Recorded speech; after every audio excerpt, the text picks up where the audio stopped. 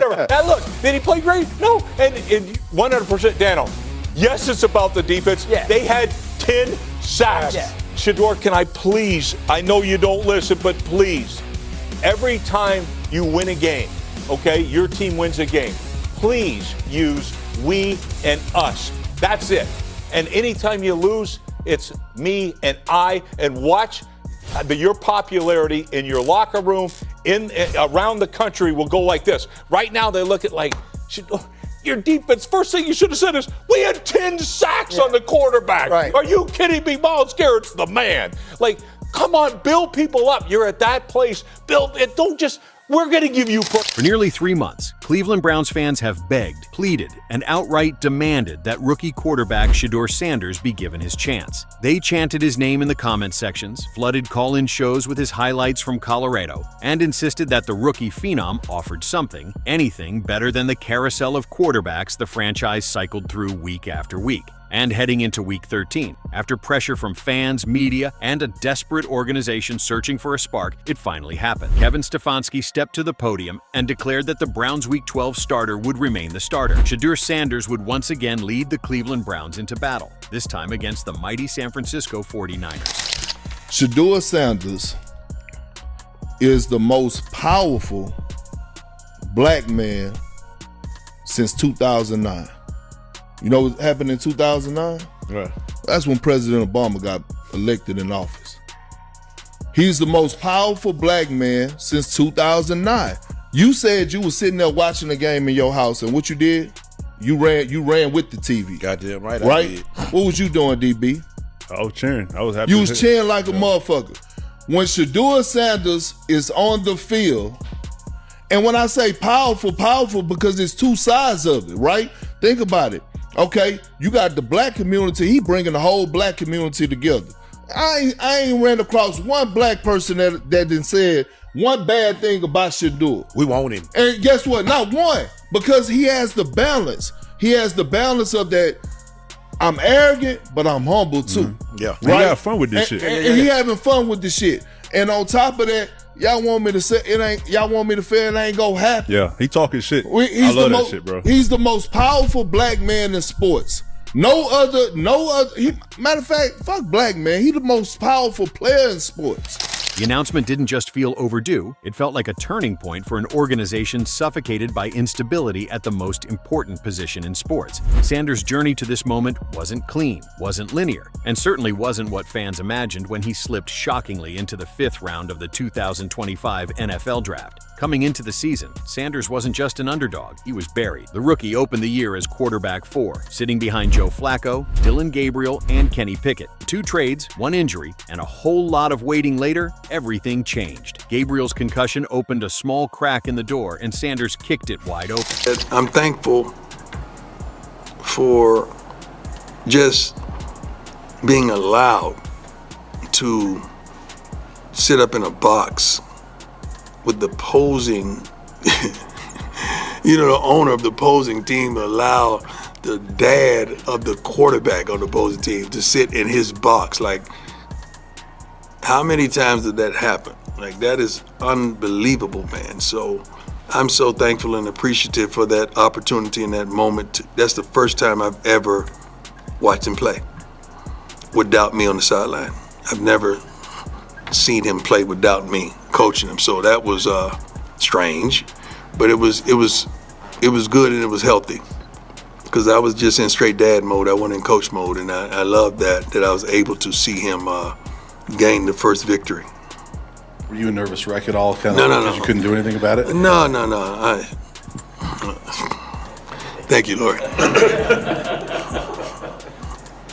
You know I was going with that. Thank you, Lord. When Sanders stepped onto the field in Las Vegas last Sunday, he wasn't just a rookie making his debut. He became the 42nd different quarterback to start a game for the Browns since the franchise returned in 1999, a staggering symbol of Cleveland's 2-decade-long search for answers. And yet, for the first time in a long time, Browns fans felt a jolt of something unfamiliar. Hope. Real, tangible hope.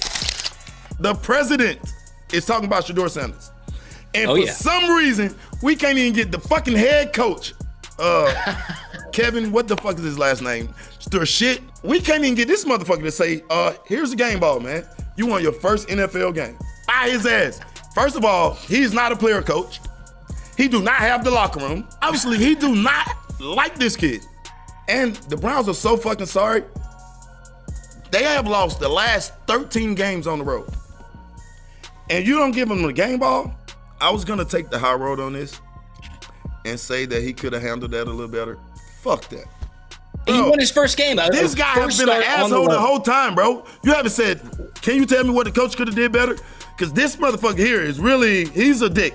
Everybody know like what my relationship is with everybody over there. This have nothing to do with them. This is just me running my mouth. There's some shit over there.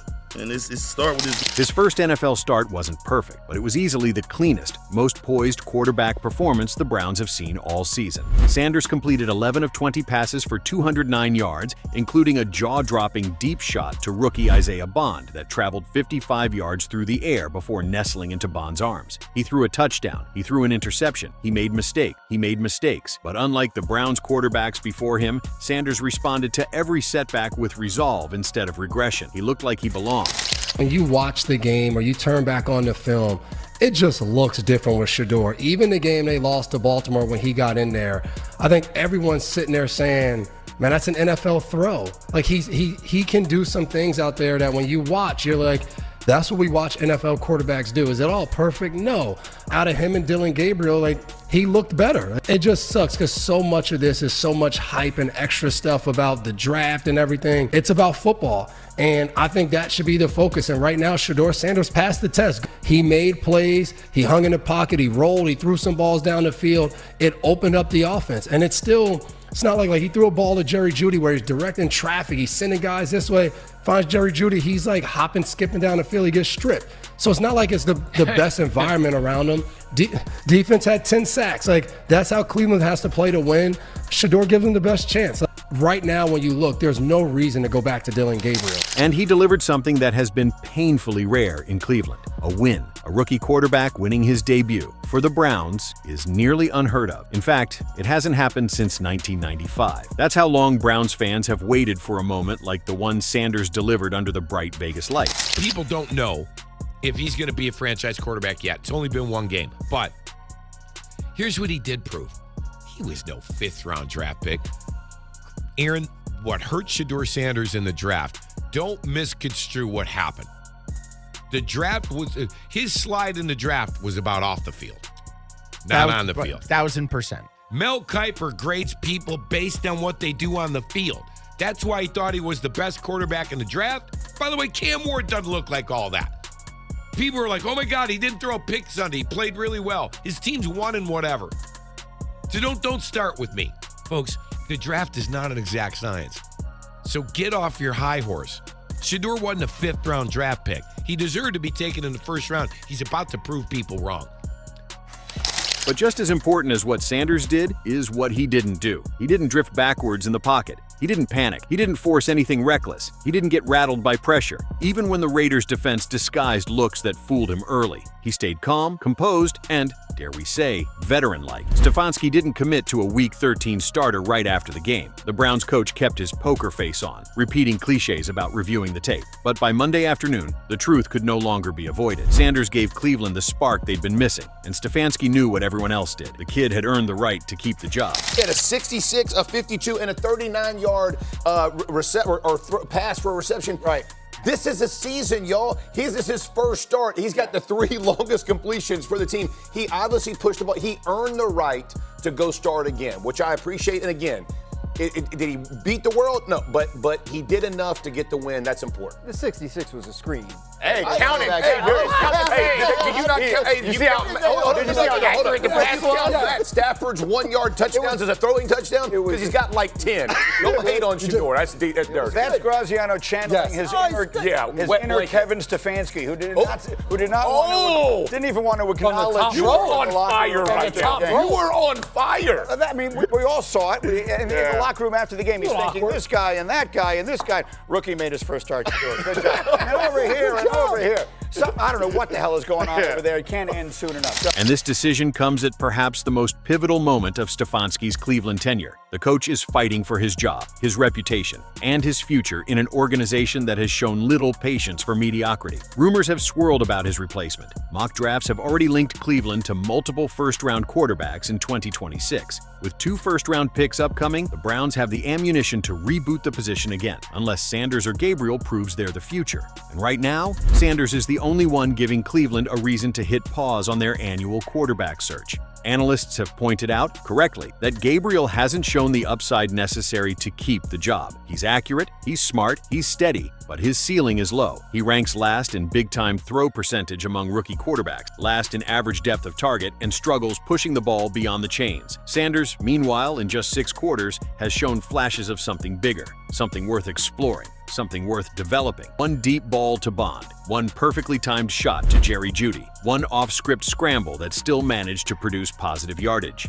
These plays aren't just data points. They are evidence. Evidence of potential, evidence of upside, evidence of a quarterback with tools worth investing in. Stefanski's challenge is no longer choosing between 2 rookies. It's choosing whether he wants to save his job. If Sanders continues trending upward, and if the Browns show meaningful improvement the rest of the season, both Stefanski and Sanders could realistically be in Cleveland for years to come. If not, Cleveland could be looking at a new coach, a new quarterback, and the same endless cycle. But for now, Browns fans aren't thinking about 2026. They're thinking about what they saw Sunday. A kid who refused to shrink under pressure, refused to let the moment overwhelm him, and refused to be just another footnote in the graveyard of Browns quarterbacks. Shedeur had the poise, the toughness, the arm talent, the confidence, and most importantly, the composure. And he did it with all eyes on him, including those of his father, Deion Sanders, who watched from the stands rocking his trademark cowboy hat. The Hall of Famer has been one of the loudest voices insisting his son should never have fallen out of the first round. Sunday didn't prove him right, but it didn't prove him wrong either. "I'm the one they've been looking for," Shedeur said before kickoff. After the win, he kept the tone humble but firm. "A lot of people want me to fail. That ain't gonna happen." Browns fans felt those words because they've heard countless quarterbacks try to win them over. And usually, painfully, inevitably, those words become empty. But Sanders carries himself differently. And in his debut, he played differently too. His bright moments weren't accidents. His maturity wasn't forced. His confidence never cracked. Even when he was fooled on a disguised drop-under interception by D.E. Charles Snowden, Sanders shook it off and delivered a 39-yard strike to Jerry Jeudy on the very next series. This is the type of short-memory resilience the Browns have been missing for decades. With Sanders now the confirmed Week 13 starter against a brutal 49ers defense, the pressure rises again. But unlike past Browns quarterbacks who reached this point, Sanders seems ready for the moment, ready for the critics, ready for the responsibility, ready for the franchise to lean on him. Sunday wasn't the end of a story. It was the beginning of one. Cleveland has spent 24 years trying to find a quarterback who can steady this franchise. Someone who can offer hope over heartbreak, stability over chaos. Someone who doesn't get swallowed by the dysfunction that has ruined careers and broken fan hearts. Shedeur Sanders is now officially the 42nd attempt. But for the first time in a long, long time, it doesn't feel like one more name on a list. It feels like the search may finally be over. And that's something Cleveland hasn't been able to say in decades.